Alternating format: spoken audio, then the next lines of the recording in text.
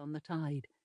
A breeze brought forth the scent of whitecaps breaking offshore, and Elizabeth could just hear the clatter of fishing boats rocking as waves danced against their wooden hulls. Cookie, her British blue, purred for his breakfast, all the while nuzzling against her legs. Getting a cat was certainly one of Tom's better wishes. Elizabeth and Cookie had enjoyed 17 good years together now, and his presence was often the only thing to ease the relentlessness of being alone. Sunlight catching at the mirrored edge of a photo frame drew Elizabeth's attention to the windowsill. The image of Kate, as a child, stared back at her. To think of such happier times with her daughter was bittersweet, painful now to think how long had passed since they had spoken, of how she missed her. Overcome for a moment, she placed the frame back on the sill and wiped the corner of her eye, lost as to how to help her daughter forgive the most terrible mistake she had ever made as a mother.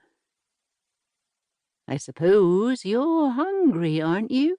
Elizabeth said at last, following the welcome distraction of the fluffy bundle still fussing at her feet. Cookie's tail rose poker straight in appreciation as she stroked her hand along his back. Elizabeth set a plate of fish on the floor, then located a half bottle of champagne that she had placed in the fridge the night before. Although she could never bring herself to open the bottle Tom had left on the doorstep many years ago, each year she bought a replacement to toast their memory. It was difficult with her arthritis, but she managed to send the cork flying across the room with a loud pop. Cookie didn't even flinch. "You must be going deaf," she told him, laughing to herself as she poured herself a flute. It was too early for it, really, and the alcohol didn't agree with her blood pressure tablets, but it was just one day out of the year. This was how their special day began, she thought, remembering the wish from 1978. "I wish we could sip champagne for breakfast while we sit and gaze at the ocean."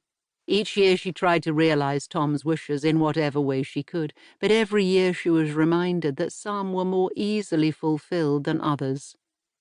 Bubbles fizzed from the flute as a pan of water came to a steady boil on the stove.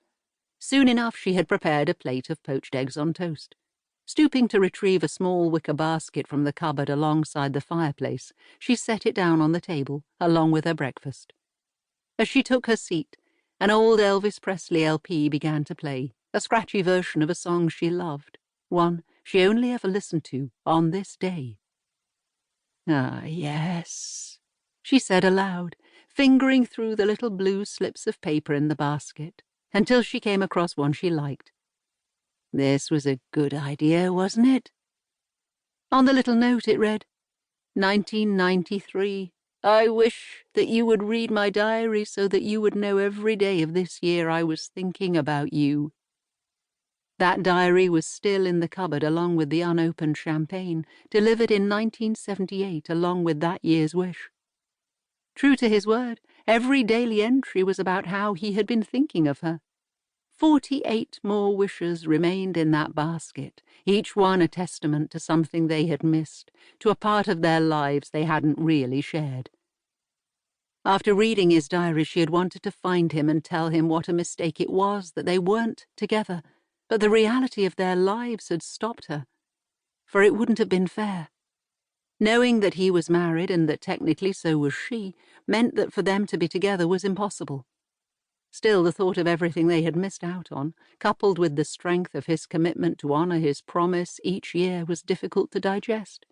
His wishes and gifts were enough to make her wonder what kind of life they might have been able to share had they stayed together.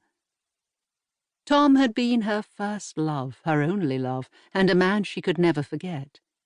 In his presence, she had felt so much like herself that when he left, it was almost as if he had taken a small part of her with him. That was why she looked forward to this day so much. His annual gifts awakened those parts of herself, and for a short time each year she felt as if she was still that same girl who fell in love all those many years ago.